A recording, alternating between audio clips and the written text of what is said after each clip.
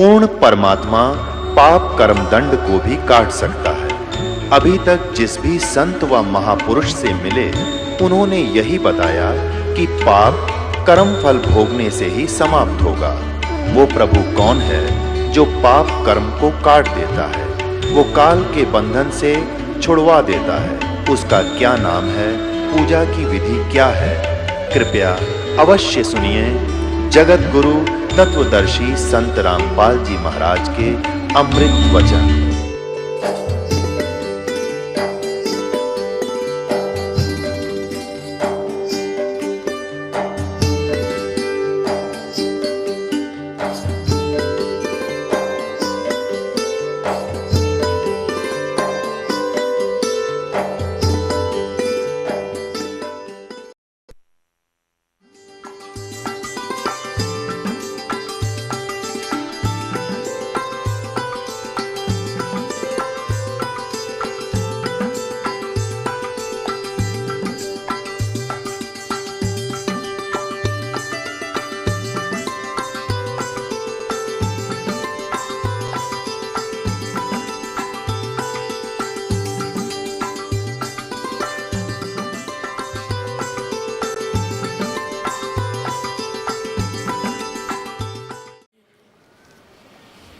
परमात्मा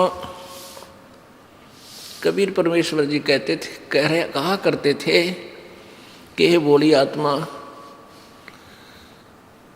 तू कहाँ सुख तलाश कर रही है? 21 ब्रह्मांड में कोई सुखी नहीं। ब्रह्मांड 21 आग लगी है और कृत्रिम बाजी सभी ठगी है।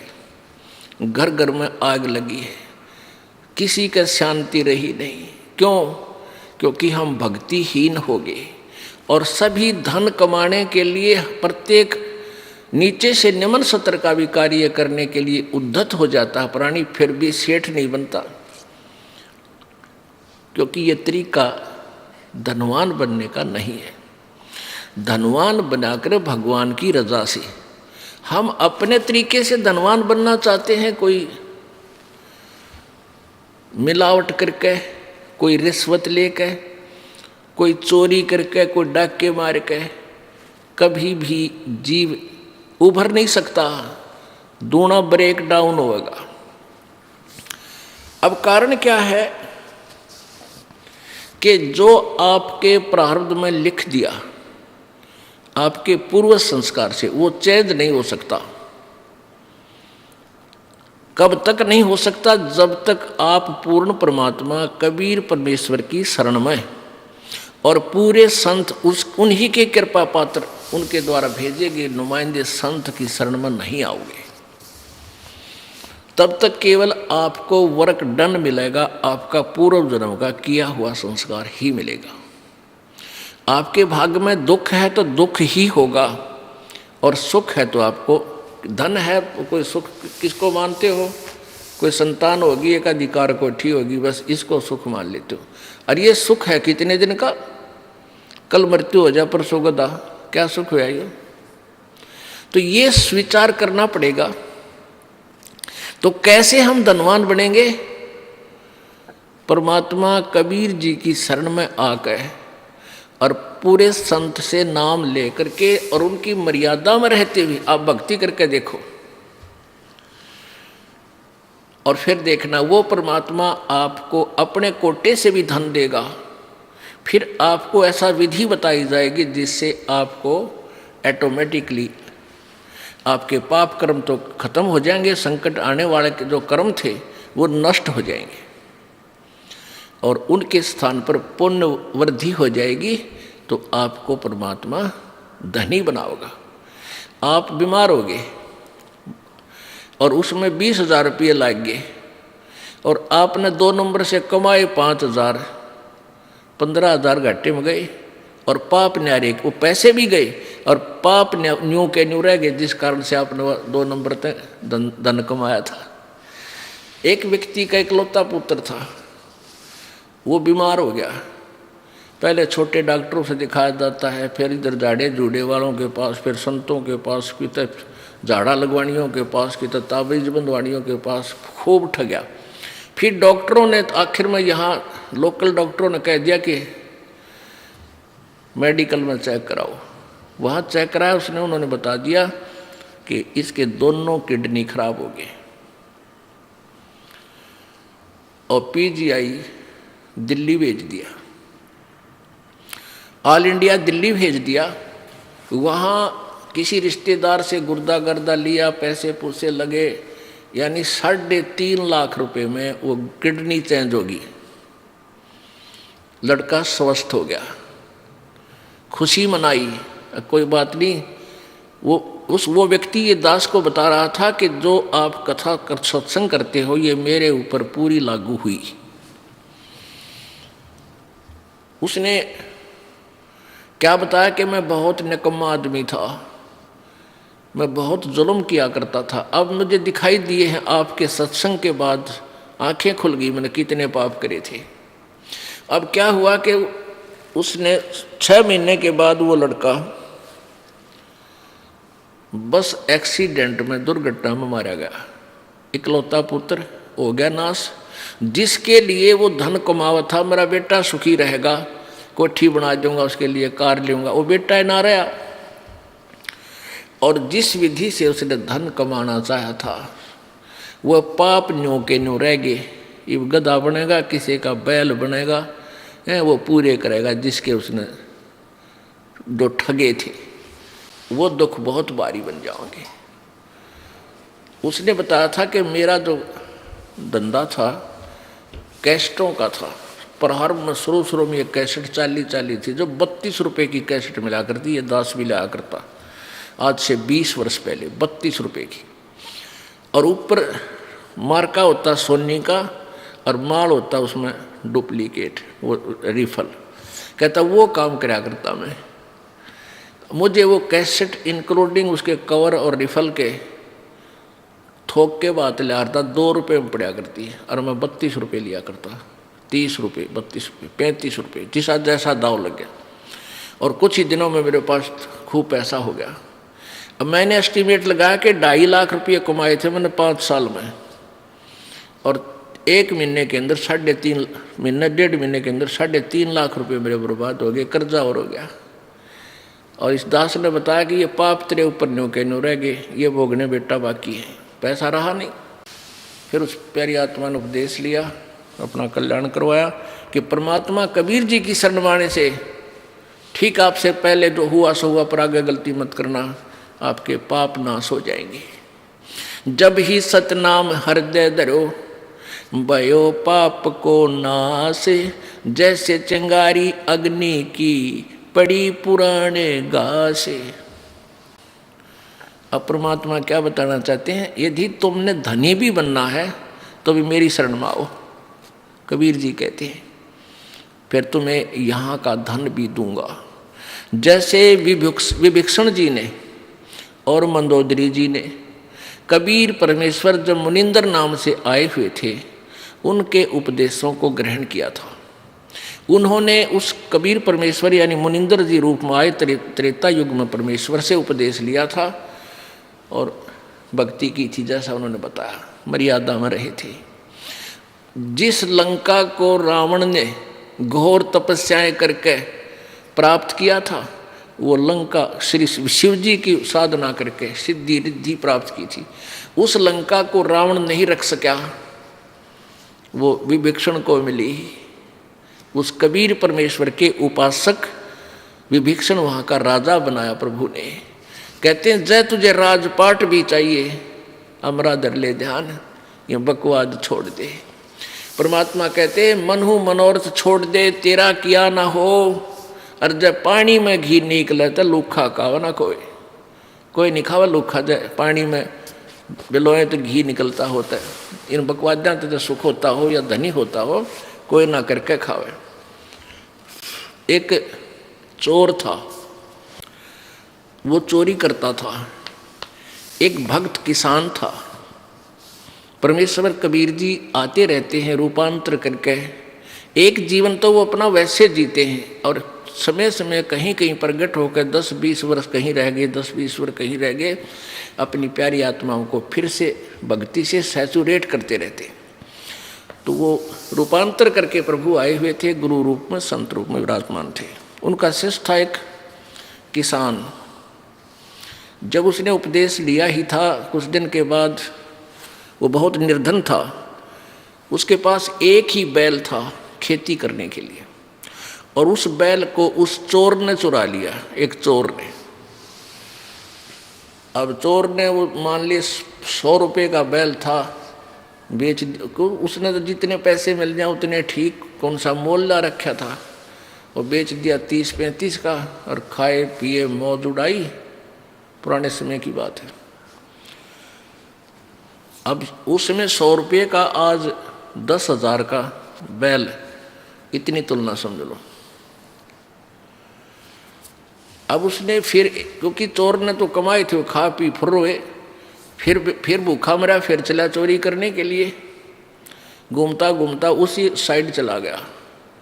उसने देखा, ऐसे झांक के उसी पहले वाले जिसका एक बैल चुरा के ले गया था, उसने देखा ऊपर से झांक के, उसके 2 बैल, बहुत सुंदर मजबूत तगड़े तगड़े 2 बैल थे। उस चोर ने उसके 2 और चुरा लिए, उसी के 2 और चुरा के चला गया। उसने ये सोचा कि ये आदमी हाउला भी ना करता, ना कि तब पुलिस रिपोर्ट करता, ये सीधा सा आदमी है, इसके के चुरा ले। अब उसने वो भी साल 2 वर्ष में खा पी कर बर्बाद किए। फिर वो उसी क्षेत्र में आ रहा था, उन्हें सोचा उसका तो नाश हो लिया होगा, उसके पास तो होगा ही नहीं। फिर भी किसी और के चोरी करने के लिए चला, रास्ते में वही घर पड़ा था। फिर झांक कर देखा उसने, क्या देखा कि उसमें 4 बैल थे, 4 बैल, एक तगड़े तगड़े खगड़ जैसे। अब उस चोर ने तो पेट पकड़ दिया, रतरा गजब हुई हो, मैं इसके 3 बैल चुरा ले गया, मेरा तो नाश हो गया, मेरे पास तो चवन्नी नहीं, इसके 4 बैल आ गए। भाई इस आदमी से तो पूछना चाहिए के जादू जंत्र जाना है ऐसा। तब उसने क्या किया, वो किसान, गर्मियों के दिन थे, किसान बाहर सो रहा था अपने आंगन में, बैल साइड में बंधे हुए थे। उस चोर ने वो किसान उठाया। किसान कहने लगा, भाई कौन है तू, मुझे सोने। वो बोला, मैं चोर हूं। किसान बोला, भाई मुझे सोने दे, सारा दिन खेत में काम किया, नींद आवे है, तू अपना काम कर और मुझे निंद्रा लेने दे। तू कर ले अपना काम, चोर है तो कर चोरी, तेरा काम चोरी करना है, मुझे डिस्टर्ब मत करे। अब वो चोर कहता है, भले मानस हुआ, चोरी है तो ना होती मेरे पे भी, या चोरी ना हो रही मेरे से, एक बार उठ मेरा भाई। उसके पैर पकड़े, माथा टेक कर, तू खड़ा हो, एक बार उठ लिया। क्या बात भाई भगत जी बता। और चोर कहने लगा, भाई एक बात बता, मैंने मार दिए थे, छोड़िए भाई, सच्ची बताऊंगा आज। तेरा मैं चोर हूं, तेरा पहला बैल भी मैं चुरा के ले गया था, और तेरे 2 बैल बंदे पाए, और वो 2 भी मैं चुरा ले गया। आज तेरे 4 बैल है, मेरा नाश हो लिया न्यू का न्यू। बालक भी बीमार, किसी का कुछ हो रहा, हर पैसा मेरे पास नहीं। भाई ये क्या कारण है, ये कौन सा जंतर मंत्र तेरे पास है, मुझे भी बता दे। किसान बोला, भाई जंतर मंत्र तेरे पर हो को ना, तेरी आदत बिगड़ेगी, क्यों चोरी करके जो खा लेगा उस पर काम ना बने। नो बोला, भाई मैं कति काम जो तू कहेगा मैं वह कर लूँगा। तो उसने कहा, भले मानस, भले पुरुष, यदि चोरी करके 2 नंबर तक कोई सेठ हो तो फिर कौन करके खावे, सारे चोरी करने लग जावे। आप भाई एक शर्त है, आप हमारे गुरु जी के पास चलो, उपदेश ले लो और ये बुराई छोड़ दो। 1 साल में 2 वर्ष में तुझे दिखा दूंगा, तेरे ठाठ होए। भगवान सब कुछ कर सकता है। वो कहने लगा, भाई जैसे तू कहेगा मैं ऐसे कर लूँगा। अगले दिन काम छोड़ दिया उस किसान ने, खेत नहीं जोता। उस दिन उसको नवाया धोया, खाना खा और चल सतगुरु के पास चलेंगे। उसने सारी बता दी। तो सतगुरु जी के सामने जाके अब संत जी कहने लगे, बेटा तेरा सौभाग्य है, तेरे एक भी बात समझ में आ गई, कोई बात नहीं। फिर वो ज्ञान सुना, रोने लग गया। वो चोर के है भगवान, मन तो घने पाप कर दिए इस पापी के, तो कभी ये पाप भी समाप्त हो जाएंगे। उसने क्या बताया चोर ने कि एक व्यक्ति वो शाम ने भैंस लाए, 6 महीने में उनको भैंस का जुगाड़ बना, कुछ अपने घर से पैसे इकट्ठे किए, कुछ दूसरों से इकट्ठे किए। वो भैंस लाए और परिवार के लोग बड़े खुश हो रहे। मैं छुप कर बैठ गया उस चोरी करने के लिए। वो बच्चे कह रहे थे माता पिता से कि बहुत दिनों में दूध हुआ है, मेरी दही रखना, मैं मक्खन खाऊंगा, मैं ऐसे करूंगा। और बड़े खुशी मना रहे। रात ने मैं चोरी कर ले गया उसको। अब क्या बीती होगी उन परिवार के सदस्यों के साथ, तो सुबह हाहाकार मची होगी। तो ये पाप परमात्मा मेरे कट जाएंगे। प्रभु बोले, गुरुदेव बोले, बेटा ठीक है, अनजाने में ये प्राणी ना जाने कितनी गलतियां कर देता है, पर उपदेश ले, आज के बाद पाप मत करिए, नहीं फिर क्षमा नहीं होगा। दोनों कान पकड़ दिए जी, फिर चोरी नहीं करूँगा। फिर उसने कहा जा उपदेश ले और भक्ति कर बेटा, देख रंग भगवान के कुछ दिनों में। अब उसके बच्चे बीमार थे, उधर से चोरी करके ले जा, उन बच्चा में लाग जा। एक अंधा हो रहा है, एक की टांग पैरालाइसिस हो रहा, इस तरह बुरा हाल उसका। उन बच्चा ने लिया ठा के साया ने, एक गुरु जी उपदेश दे दो, इन पर दया करो। वो नाम लिया, धीरे धीरे बगैर ही औषधि के मालिक के आशीर्वाद तो वो बालक भी ठीक होने लगे। अब उस किसान ने कहा कि ले भाई, ये एक बैल तू और ले जा और अपना कमा ले, धंधा करके खा भाई। वो कहने लगा भाई बैल तो मैं ले जाऊंगा तेरा एक, पर तेरे पैसे दूंगा सारे, पहले वाले बैलों के भी और इसके भी। किसान बोला भाई वह तले तेरी मौज है, बाकी मैंने तेरे पैसे इकट्ठी हो सकता नहीं। तो उसने क्या किया, अपना धंधा करना शुरू किया। 2-3 वर्ष के बाद उसका खूब ठीक गुजारा हो गया। तो 3 बैलों के पैसे, 4 बैलों के पैसे लेकर उस किसान के पास आया। कहने लगा भाई तेरा भला हो, आपने मुझे बहुत ही अच्छा मार्ग दिखा दिया और ये पैसे ले तेरे सारे। उससे किसान बोला भाई मेरे को पैसे मेरे परमात्मा ने दे दिए थे, 4 बैल बांध दिए मेरे। एक सीजन में इतनी कणक होगी थी मेरे पास, उन 3 बैलों की चोरी के भी सब में ठाठ कर दिए। ये पैसे मालिक को दे, तेरा पुण्य बनाए। वो दान करवाए दाता के पास, गुरुदेव के पास जाके। तो पुण्यात्माओं, हम परमात्मा की परिभाषा से बहुत दूर हैं, परिचित भी नहीं है। इसलिए हम पाप पे पाप करते जा रहे हैं, दूने दुखी हो रहे हैं।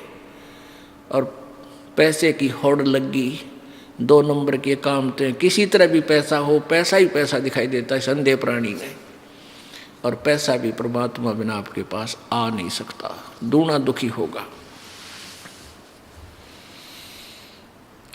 तो यहाँ परमात्मा हमें बताना चाहते हैं कि सुख तो यहाँ है ही नहीं, लेकिन निर्धन ये सोचता है ये धनवान सुखी होंगे, मेरे पास माया आ जाए।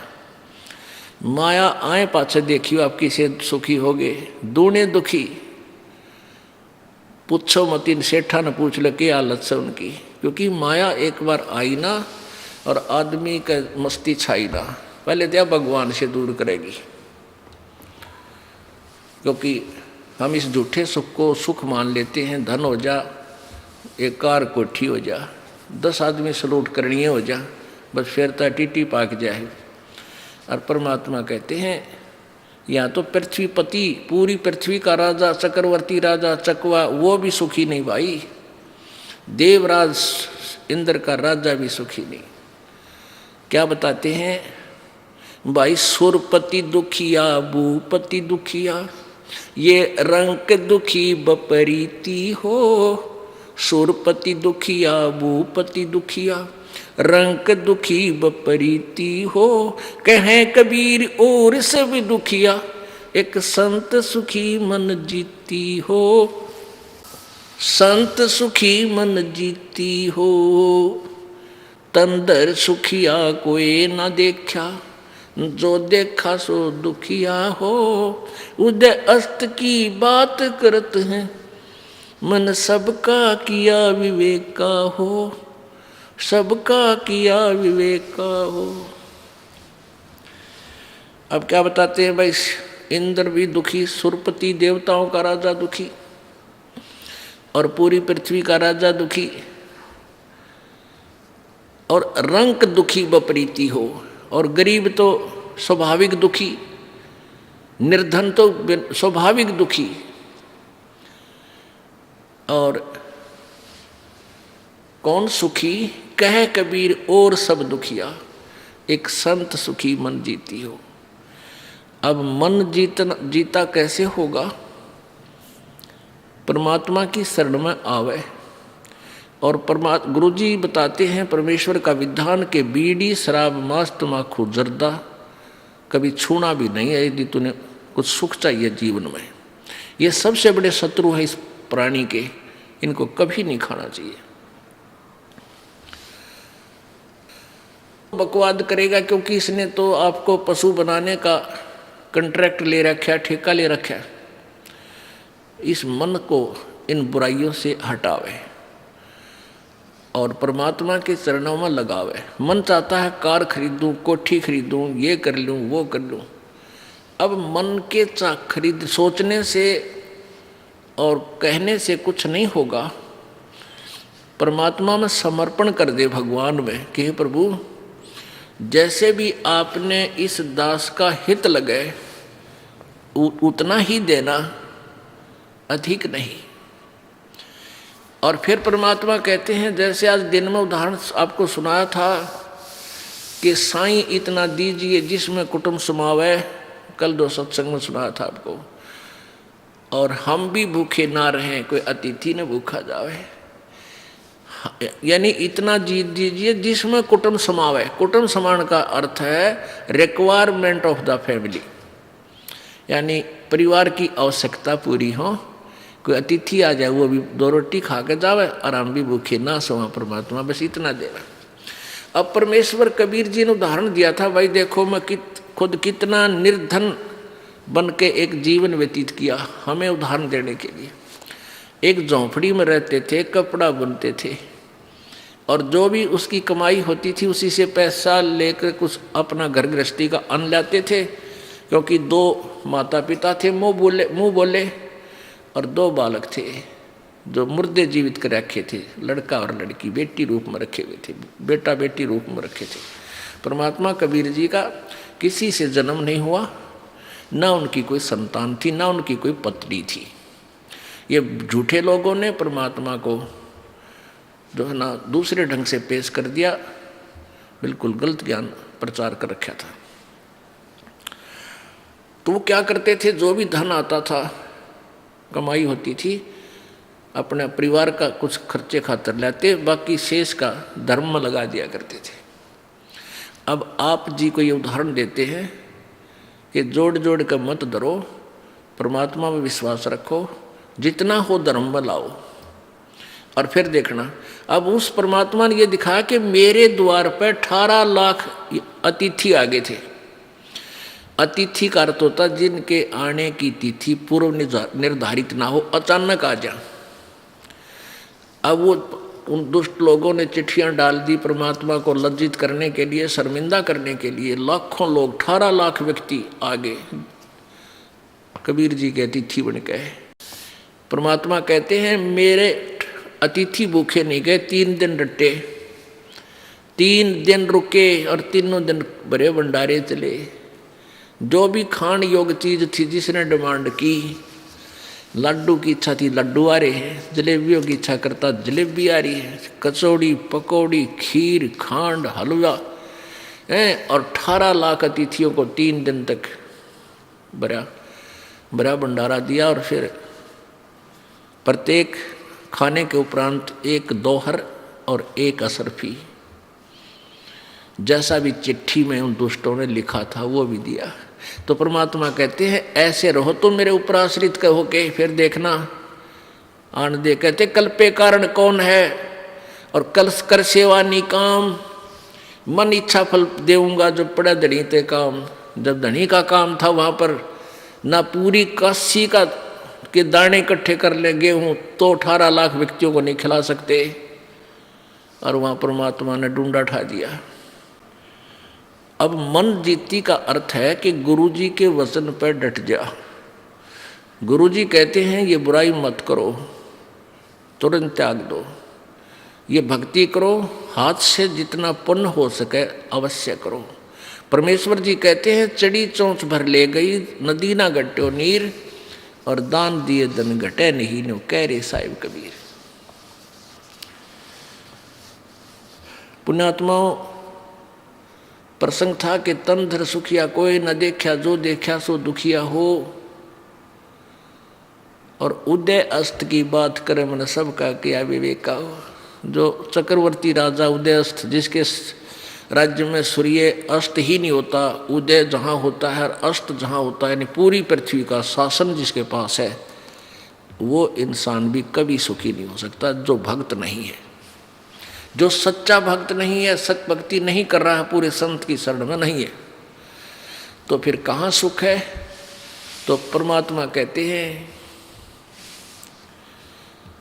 मन तू सुख के सागर बस रे भाई और न ऐसा यस रे। मन तू सुख के सागर बस रे भाई और न ऐसा यस रे।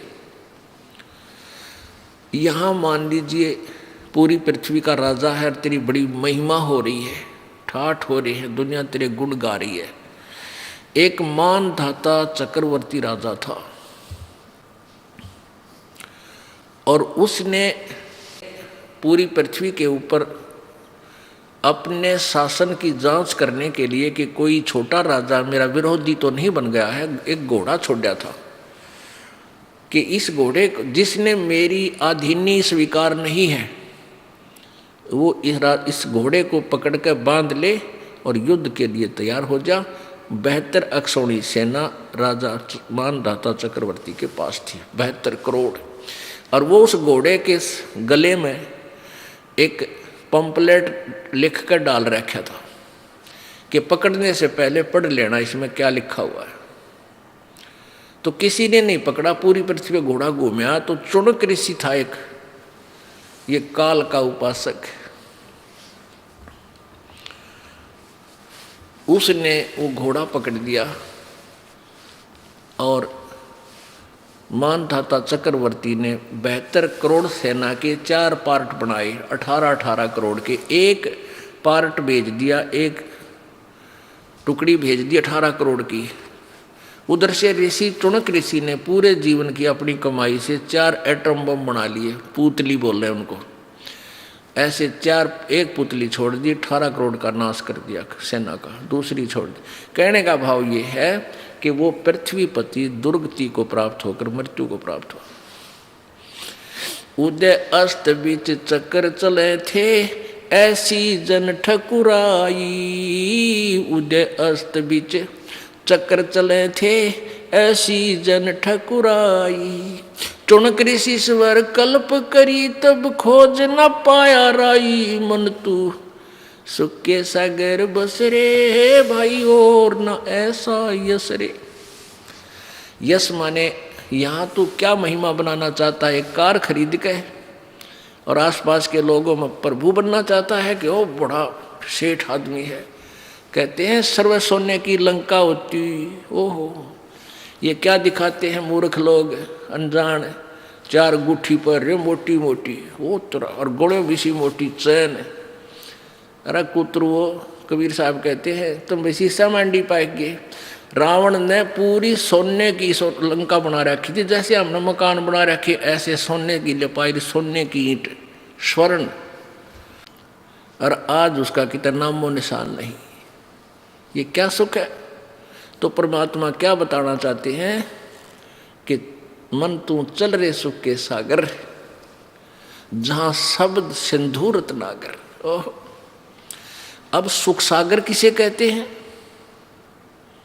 भाई? शंखों लहर मेर की उपजे कैर नहीं जा कोई, शंखों लहरे मेर की उपजे कहर नहीं जा कोई।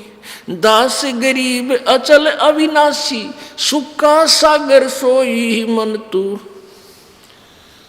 सुख के सागर बस रे भाई और न ऐसा यस रे, शंखों लहर मेहर की उपजे। एक समय कभी कभी आप एकांत में बैठे हो, एक ऐसी हिलोर उठती है अंदर से, इतना आत्मा निर्मल बन जाता है कि दुश्मन भी दुश्मन नहीं लगता, उसके प्रति भी प्यार भाव बन जाता है, उसके ऊपर भी रहम बन जाता है। लेकिन वह होती है थोड़ी सी देर की, उसके बाद फिर वही कैर की लहर, उसने ये कर दूंगा, उसको ऐसा केस करूंगा, ऐसा हो गया, लड़का बीमार हो गया, बेटी दुखी हो रही है, पति बटे वो शराब पी रहा है, ऐसा घाटा हो गया, उसमें न्यू हो गया। यानी कोई ना कोई 100 प्रकार की वह कैर की लहर शुरू होगी, और वह मेर की लहर थी, थोड़ी सी देर रुकी थी। कहते वहां सतलोक के अंदर जाके, जहां से तू आया है बावले, ए भोले प्राणी, जहां तू रहता था, जिस सुख को तू तलाश कर रहा है वो यहां नहीं है, वो उस सतलोक में है। उस सतलोक के अंदर शंखों लहर मेहर की उपजे और कहर नहीं जा कोई, और दास गरीब अचल अविनाशी और सुख का सागर सोई। वो सदा रहने वाला स्थान है, वो कभी, वो शाश्वतम स्थान है सतलोक। गीता जी अध्याय नंबर 18 के श्लोक 62 में कहा कि अर्जुन, गीता ज्ञानदाता कह रहा किसी और भगवान परमेश्वर की शरण में जाने से को, कि हे अर्जुन तू सर्वभाव से उस परमेश्वर की शरण में जा, जिसकी कृपा से तू परम शांति और सनातन परम धाम को प्राप्त होगा। ओह, परम शांति को प्राप्त होगा और शाश्वतम स्थानम, शाश्वत माने सदा रहने वाला, कभी नाश ना हो जिसका। अब ब्रह्मलोक तक तो सारे नाश हुआ, 21 ब्रह्मांड का नाश, 7 संग ब्रह्मांड का नाश, लेकिन सतलोक, अलखलोक, अगम लोक, अनामी लोक, उन लोकों का कभी विनाश नहीं होता। तो उस वहां चलने के लिए परमात्मा कहते हैं जहां तुम रहा करते थे, और वहां जाकर तुम्हें सुख होगा। वह ना तो जाड़ पड़वाणी के बुढ़ापा नहीं आवे, ना आंख बनवाणी, ना बीपी हाई हो, ना लो हो। ये 5 तत्व का पुतला नहीं है वहाँ पर। वहाँ तो एक नूरी शरीर है, एक तत्व का, असनाविरम शुक्रम अकायम। ओह, वहाँ परमेश्वर का भी शरीर ऐसा ही है, नूर का है, अपना भी नूर का है। अब जैसे ये पारखी है कबीर पंथ में, पारखी बने हुए हैं कबीर साहिब के पंथ में, कबीर जी का नाम लेकर पंथ चलाते हैं और पारखी नाम रख रखा है, पारख सिद्धांत। वो कहते हैं कि परमात्मा कोई नहीं है, ये जीव ही भगवान है, यही प्रभु है, जीव खुद ही सृष्टा है। अब पुण्य आत्माओं, आत्मा, और फिर नाम रखा परमात्मा। परमात्मा शब्द क्यों बोलते हो फिर तुम? यानी कोई श्रेष्ठ आत्मा भी है, जो सबसे श्रेष्ठ आत्मा है, हमसे उत्कृष्ट आत्मा है, वो हमारा स्वामी है। एक आत्मा और परमात्मा। तो आत्मा का वहाँ शरीर जो है इतना नूर का है, इतनी चमक है, जैसे ये 5 तत्वों से बना है शरीर। और इस 5 तत्व कौन से हैं? ये अग्नि, वायु और ये जल, पृथ्वी, आकाश। और इसमें कोई सा नहीं दिखता, नजर आओ आपने कितना नहीं। इसी प्रकार वहाँ सतलोक के अंदर एक नूरी शरीर है, तेज, एक तेज तत्व से, और उससे इतना सुंदर शरीर बनता है, मुलायम सा, और ना वो कभी ओल्ड होता, बूढ़ा नहीं होता, सदा युवा रहता है। और उसमें ना बीपी हाई हुआ ना लो हुआ, क्योंकि वो ब्लड से बना हुआ नहीं है। तो ऐसा ही परमेश्वर का शरीर है, वो परमात्मा है। उनका इतना तेज है सूर्य का, उनके शरीर में इतना तेज है, वो इतने सर्वशक्तिमान शक्तिशाली है। हमारा इतना तेज है, 16 सूर्य जिसका प्रकाश होता है, इतना तो एक आत्मा का शरीर है। और उस परमात्मा के एक रोमकूप में करोड़ सूर्य करोड़ चंद्रमा मिला दे, जब सतलोक के अंदर जो प्रभु के शरीर की स्थिति है, तो भी वो प्रकाश फीका रह जावे प्रभु के उस नूर के सामने। इतना नूर, इतना सुंदर है। मतलब जैसे कहा अगर ना किसी लड़के बहन भाई को देखे कि भी इतना कितना नूर है इसके चेहरे पे, यानी कितना सुंदर है, कितनी चमक है इसकी, तो ऐसे वो परमात्मा के शरीर की चमक है। और वहाँ आत्मा का शरीर भी नूर एक तत्व से बना हुआ है। अब हम वहाँ से आए हैं और जब तक वहाँ नहीं जालेंगे हमें सुख नहीं हो सकता। वहाँ जाने के लिए कौन सी विधि अपनानी है, कैसी अपनानी है, कैसा संत चाहिए, कौन सा मंत्र चाहिए, वो ये दास बतावेगा। वैसे तो अपनी अपनी कह गए इस दुनिया के माँ और बिन साहिब की बंदगी की ठोर ठिकाना ना। अपनी अपनी सभी बताते हैं, ये दाप कर लो, ये भक्ति कर लो, ये मंत्र कर लो, एक माला दे दी, ले कंठी, तू चेला मैं गुरु, ये कोई बात हुई? अब यहाँ आते हैं बिहार के बच्चे, परमात्मा की प्यारी आत्मा, ये बहुत अच्छी आत्मा जो इतनी दूर सफ़र करके आई, बाल बच्चों को लेकर आए, वर्ष भी बूढ़े भी। अब इनको उल्टे रंग में रंग रखा हुआ नकली कबीरपंथियों ने।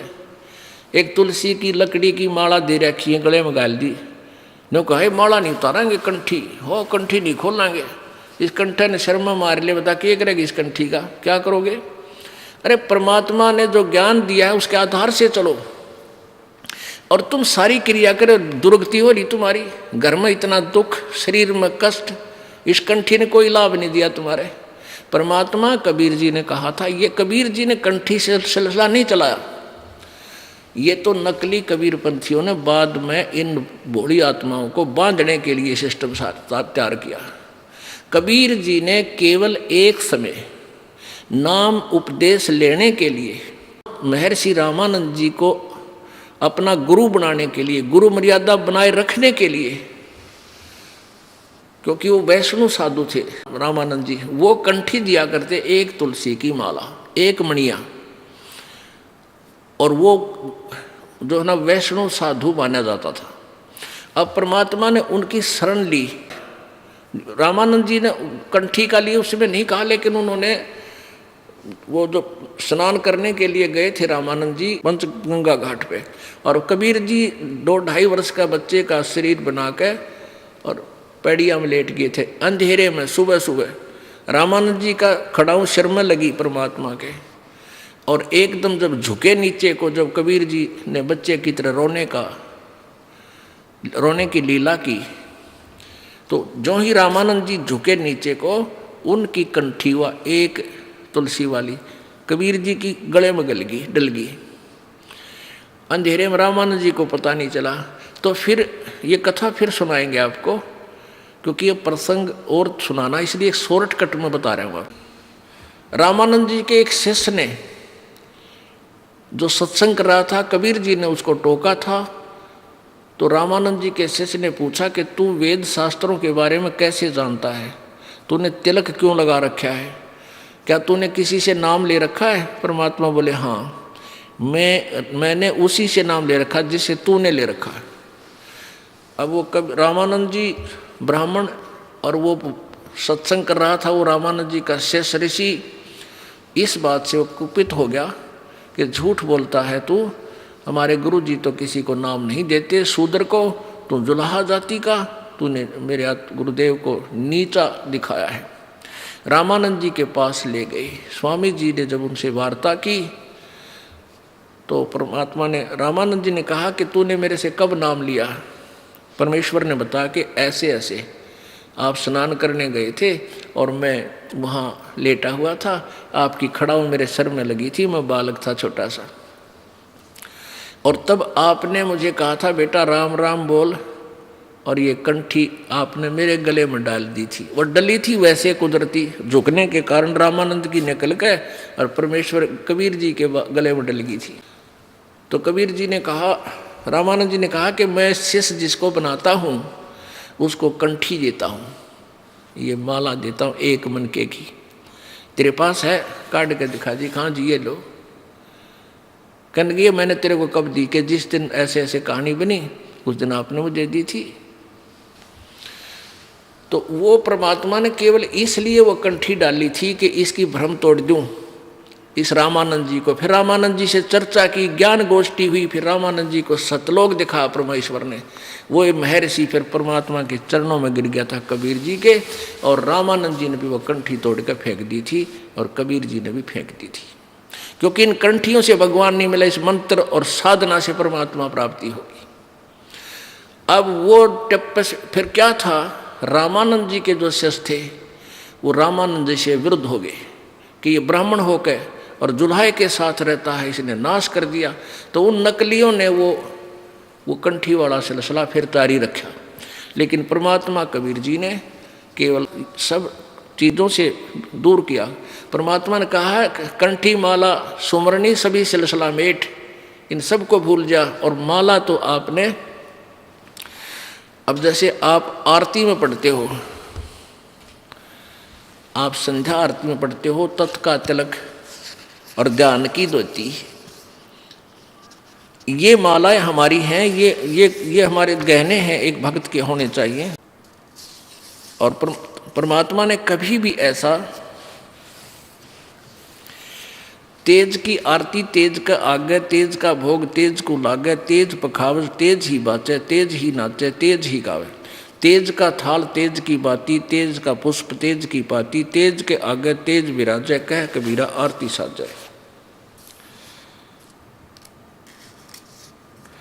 अदली आरती अदल समोई, निर्भय पद में मिलना होई, दिल का दीप पवन की बाती, और चित्त का चंदन पांचों पाती, तत् का तिलक ध्यान की धोती, और मन की माला अजप्पा ज्योति।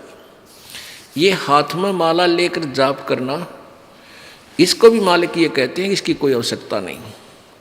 फिर भी क्योंकि हम जैसे बच्चे को पहले क ख सिखाते हैं तो तख्ती पर लिखकर, फट्टी पर लिखकर सिखाया करते थे, अब ऐसे सिखाते हैं।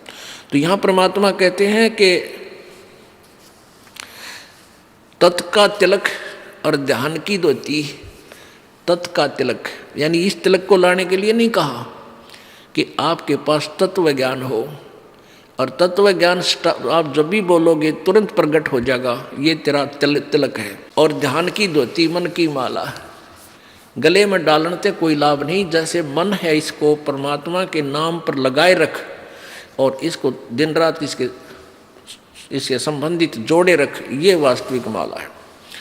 तो ये परमात्मा हमें यही बताना चाहते थे कि तुम जो साधनाएं कर रहे हो इनसे कोई लाभ नहीं होगा। और कोई विकार नहीं छोड़ रखा उन कबीर पंथियों ने, सारे जर्दा खावें, बीड़ी पीवें और तम्बाकू खावें और पूजा, क्योंकि उनसे लाभ तो होना नहीं कोई। अब जैसे ये दास इस हरियाणा में यही इसी तरह के तम्बाकू और शराब यहाँ भी एक नंबर पर है, खूब पीवे हैं, तम्बाकू भी खाते हैं। लेकिन जब इन बच्चों को परमात्मा की प्यारी आत्माओं को ये ज्ञान होगा कि ये बुराई है और हमारे बंधन का कारण है, तो तुरंत छोड़ देंगे। देखा देखी बुराई लगाई है, वो पी रहा है मैं भी पी लूँ, ले पी ले। वो पीने वाला, एक पीने वाला 200 ने आदत खराब करेगा। अब हमारे बच्चे उनको त्याग रहे हैं, सभी मेरे जो दास के अनुयायी हैं, परमेश्वर कबीर जी के सेवक हैं, ये अब सब बुराई त्याग देते हैं। इनको पता है कि भगवान चाहिए तो त्यागना पड़ेगा, ना तो मर कुएं में पड़ गए, फिर कोई लाभ नहीं होगा, हाहाकार मच जाएगी, घर में भी दुख होगा, शरीर में भी कष्ट हो जाएगा। तो ईब 10 बच्चा ने छोड़ी हमारा ने, उन 200 की छुड़वाई। अब हजारों ने छोड़ी तो 10,000 की छुड़वा दी, 1 लाख ने बुराई छोड़ी तो 10 लाख की छुड़वा दी। तो बुराई घर भी ऐसे ही किया था, एक पीने लगा 10 को सिखा दिया, 10 ने फिर 200 को सिखा दिया, हजारों को सिखा दिया। तो ऐसे ही बुराई हम हटाएंगे समाज से, दास का ये मुख्य उद्देश्य है, क्योंकि इसके बिना भक्ति बन नहीं सकती। जैसे किसान खेत बीजता है और खेत को संवारेगा नहीं, वैसे बीज दे, उसको कुछ नहीं मिलना, व्यर्थ प्रयत्न है, वो बीज भी बर्बाद करना है। तो दास का उद्देश्य है कि पहले आपको हर बुराई से दूर करूं जो आवश्यक ही नहीं हमारे मनुष्य जीवन की, और फिर ये नाम रूपी बीज आप में बोऊंगा। देखियो परमात्मा कितना सुख देगा आपको। अब कल आपने सुना था तिल भर मछली खा के परमेश्वर कहते हैं और लाख गऊ दे दान। एक गऊ, लागड़ गऊ, दूध वाली गऊ दान देने का बहुत पुण्य लिखा पुराणों में। कहते हैं तिल भर मच्छी यानी मांस खा के, एक तिल जितना, और लाख गऊ दे दान, उससे भी कोई लाभ नहीं होगा तो भी नरक निदान है। ओहो। तो इसी प्रकार परमात्मा कहते हैं जरा सा भी तम्बाकू खा लिया इस नाम लेने के बाद, और बीड़ी सिगरेट पी ली या पान खा लिया जिसमें नशा होता है, तो उसी दिन तेरा भक्ति नष्ट हो जाएगी, ये नाम नहीं रहेगा। अब समझदार व्यक्ति नहीं गलती करेगा। जैसे माता गर्भ को रख यतन बना और ठेस लगे तो छन्न हो तेरी, ऐसे भक्ति जा। किसी बहन को 5, 7, 10 वर्ष में कोई गर्भ रहा हो, फिर वो रात में भी दुखी रहती है, चिंतित रहती है, जब वो करवट लेती है तो भी एकदम उठ के बैठ जाती है, कहीं मेरे बच्चे पर दबाव तो नहीं पड़ गया और ये खराब तो ना हो गया है, भगवान मेरा गर्भ खराब ना हो जाए। तो वो फिर उसको प्रफुल्लित कर लेती है, फिर वो बालक, वो लाल उसको प्राप्त होता है। ऐसे ही ये भक्ति है, इसको इतने जतन से रखना पड़ेगा आपने, यदि परमात्मा चाहते हो ना, यहाँ आने की कोई आवश्यकता नहीं, क्यों डरे ढो खाम खा।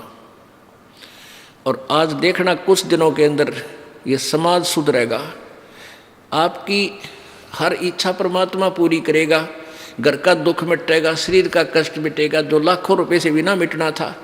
तो फिर आपको कितनी शांति और कितनी खुशी होगी और कितनी उमंग से आप आओगे। पहले वो बीमारी पर पैसा लगाते थे, फिर दान में खर्चोगे और दान से आपको पुण्य होगा। कहते हैं धर्म तो दसके नहीं दसके तीनों लोग, और खैर आए तुम्हें खैर है कीजिए आत्म भोग। अब हमने ये साधना करके, क्यों करते हैं साधना? कि हम सुख सागर प्राप्त करें, हम सतलोक में चलें। हम कहाँ से आए थे और क्यों फंसे काल के जाल में? आप जी को अब एक सृष्टि रचना सुनाना चाहेगा ये दास, जो परमेश्वर पूर्ण ब्रह्म कबीर परमेश्वर जी ने अपने द्वारा रची हुई सृष्टि को स्वयं ही आकर बताया है। क्या बताया था परमात्मा ने? धर्मदास ये जग बोराना, कोई न जाने पद निर्वाणा। यही कारण मैं कथा पसारा, सबसे कहिए एक राम नियारा। यही कथा जग जीव सुनावो, सब जीवों का भरम नसाओ। भरम गए जग वेद पुराणा, आदि राम का वेद न जान्या। अब 600 वर्ष पहले परमात्मा ने ये कहा था कि धर्मदास अब तुझे मैं ब्रह्मा विष्णु महेश की उत्पत्ति बताता हूं। अब मैं तुमसे कहूं चिताई, और इस तेरे देवन की उत्पत्ति भाई, तेरे तीनों देवताओं का जन्म कैसे हुआ ये बताता हूं। अब धर्मदास जी चिंगर गया कि हे महाराज आप तो बड़े, क्योंकि कबीर परमेश्वर जी मुसलमान फकीर के रूप में मथुरा में मिले थे उस पवित्र आत्मा धर्मदास जी को, और परमात्मा ऐसे काटे का ज्ञान सुना रहे थे। धर्मदास जी उकस उकस के नाराज हो रहे थे अंदर अंदर से कभी, और फिर ज्ञान तथ्य देखकर सामने गीता और वेदों को और पुराणों को, फिर कुछ मन में सोचने पर विवश भी हो रहे थे।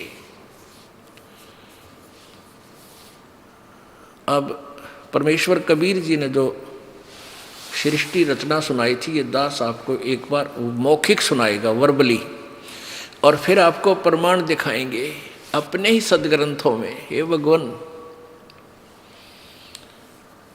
तो पुण्यात्माओं, पूरा विश्व परमेश्वर की परिभाषा से अपरिचित है, और जब तक हम परमात्मा की परिभाषा से परिचित नहीं होंगे हम भक्ति भी नहीं कर सकते। क्योंकि ये नकली संत, ये महंत, ये मंडलेश्वर महर्षि आपका ऐसे ही हंडोला बनाए रखेंगे, ये नाम ठीक है, वो ठीक नहीं है, ये ऐसी भक्ति करो, ये ऐसा कर लो।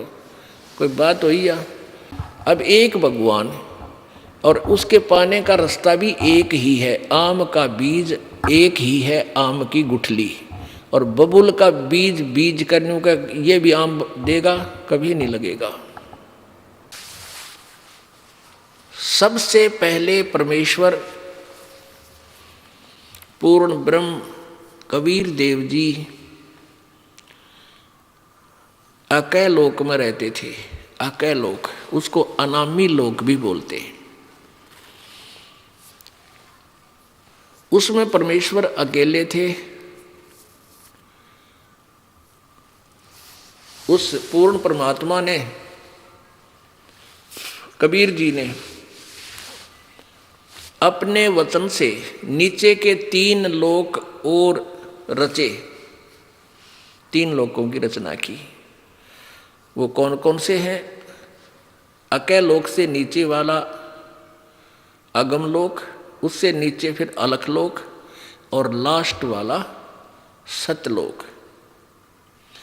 अब वही पूर्ण परमात्मा अन्य 3 लोकों में भी स्वयं ही अन्य रूप धारण करके विराजमान हो गए।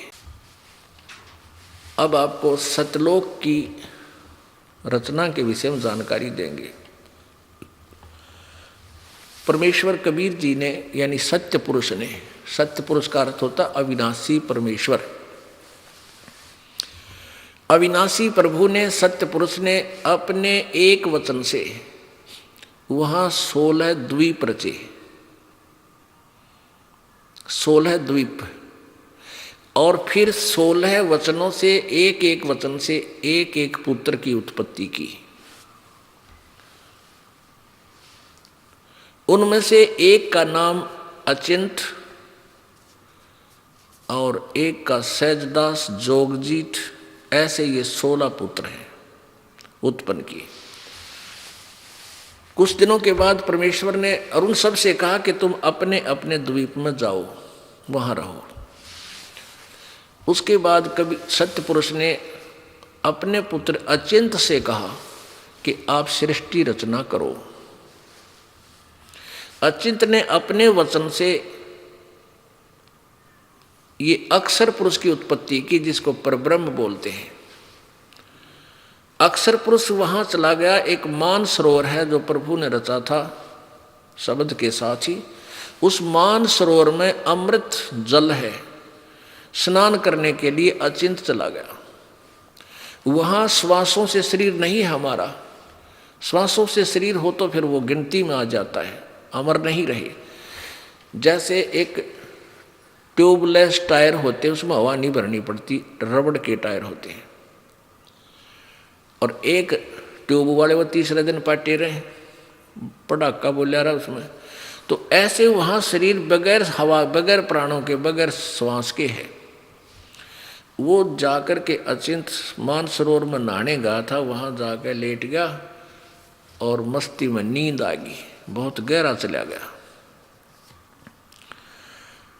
अब काफी समय तक बाहर नहीं आया तो परमेश्वर कबीर जी ने, सत्य पुरुष ने, उसी अमृत जल से जल लिया अपने हाथ में और अपनी वचन की शक्ति से एक अंडा बना दिया। अंडा बहुत विशाल अंडा था और उसमें एक आत्मा अपने वचन से उसके अंदर प्रवेश कर दी, अपने ही शरीर से निकालकर, आवाज वचन से बनाकर। वो अंडा, उस आत्मा उसके अंदर थी, वो अंडा नीचे चला गया, गड़गड़ गड़गड़ करता हुआ जल में छोड़ दिया। अब वो अक्षर पुरुष उसकी गड़गड़ाहट से जाग गया, निंद्रा भंग होगी। अब जैसे कोई व्यक्ति गहरी नींद सोया हो और उसको कोई जगा दे, एक बार उसको दुख होता है, क्रोध आता है, तो उस जो ही उसकी निंद्रा भंग हुई अक्षर पुरुष की, उसने देखा किसने मेरी निंद्रा भंग की। उस थोड़े से कोप से, क्रोध से अंडे की तरफ देखा, अंडा फट गया, उसमें से ये ज्योति निरंजन ब्रह्म काल निकला। आकाशवाणी की परमात्मा सत्यपुरुष ने, कबीर जी ने, कि तुम दोनों बाहर आओ। अक्षर पुरुष तो निंद्रा में था, तुझे जगाने के लिए ये सब क्रिया की, तुम दोनों बाहर आओ। दोनों बाहर आ गए और कहा तुम अचिंत के द्वीप में जाओ दोनों। वो एक द्वीप में 3 रहने लगे और बाकी एक एक द्वीप में वो 15 और थे। अब परमात्मा ने कहा अचिंत तुम सृष्टि नहीं रच सकते। परमात्मा ने इसलिए ढीला छोड़ा था कभी ये बच्चे फिर बाद में बकवाद करें। अब अचिंत बैठा बैठा देख रहा, अक्षर जाकर सो गया, अक्षर पुरुष वो परब्रह्म। अब तुम कोई सृष्टि नहीं करोगे, मैं ही करूँगा। तब परमात्मा ने हम सभी आत्माओं को, जितने भी आज कुत्ता, गधा, सूअर, चींटी, हाथी, देवता, मनुष्य बने हैं, ये सब परमेश्वर कबीर जी के बच्चे हैं। उस परमेश्वर ने अपने वचन से सभी असंख्य आत्माओं की वहाँ उत्पत्ति करी और सबको बहुत बड़े बड़े महल वहाँ दिए अलग से रहने के लिए।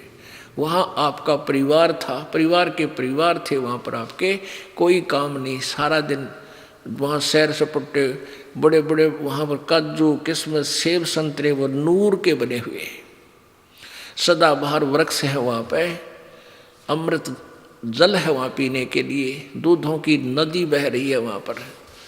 हम उसको छोड़ आए। कैसे छोड़ आए?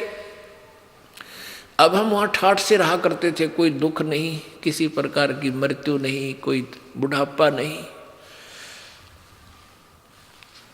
अब इस ज्योति निरंजन क्षर पुरुष ने इस काल के मन में आई कि हम 3 एक लोक में, एक द्वीप में, और बाकी सभी मेरे भाई हैं, जितने भी हैं, ये सब अलग अलग द्वीप थे आपके, अलग अलग, बहुत सुंदर, और हम 3 एक द्वीप में। तो इसने सोचा मैं तप करके अलग से राज प्राप्त करूंगा। तप से राज, और राज मदमानम जन्म तीसरे शुक्र समानम। इसने एक पैर पर खड़ा होकर तपस्या शुरू कर दी। एक पैर पर खड़ा होकर, और ये 70 युग तक तप करता रहा ऐसे। और हम क्यों फंसे इसके जाल में? हम सभी इसको ऐसे एक टांग पर खड़ा होगा और तपस्या करते हुए देखने लगे, और अंदर में इसके प्रति हमारी प्रेम भावना बन गई को देख कितना एक पैर पर खड़ा हो। वह बीमारी हमारे आज भी विद्यमान है, ये बुराई, ये बीमारी आज भी अपने लगी हुई है। जैसे हीरो और हीरोइन, ये अभिनेता और अभिनेत्री अपने पेट के लिए चटक मटक करते हैं, डांस डूंस करते हैं, अच्छा मेकअप करके और फिल्म बनाते हैं। और ये भोले प्राणी युवा बच्चे उनको देख देख कर कि वो मेरा फेवरेट हीरो है, वो मेरा फेवरेट हीरो है। टट्टू के फेवरेट है, बताओ, वह नाचा कूदा अपने पेट के लिए, तुम उसके ऊपर आसक्त हो रहे हो। अब उनमें से कोई भी हीरो या हीरोइन, अभिनेता या अभिनेत्री हिसार में या बरवाला में आ जा, देख इन जवान बच्चों की वहाँ समूह कितना कट हो जा, कितने इकट्ठे हो जाएंगे, और न देखेंगे वो खड़ा इतनी 1 किलोमीटर दूर मंच पर, वो खड़ा, वह खड़ी देख, और सारा दिन धक्के खा के वापस आ जा। बता के ले आए उसने देख के? तो उसके ऊपर बेमतलब हम आसक्त होने की बीमारी हमारा वहाँ लगी थी।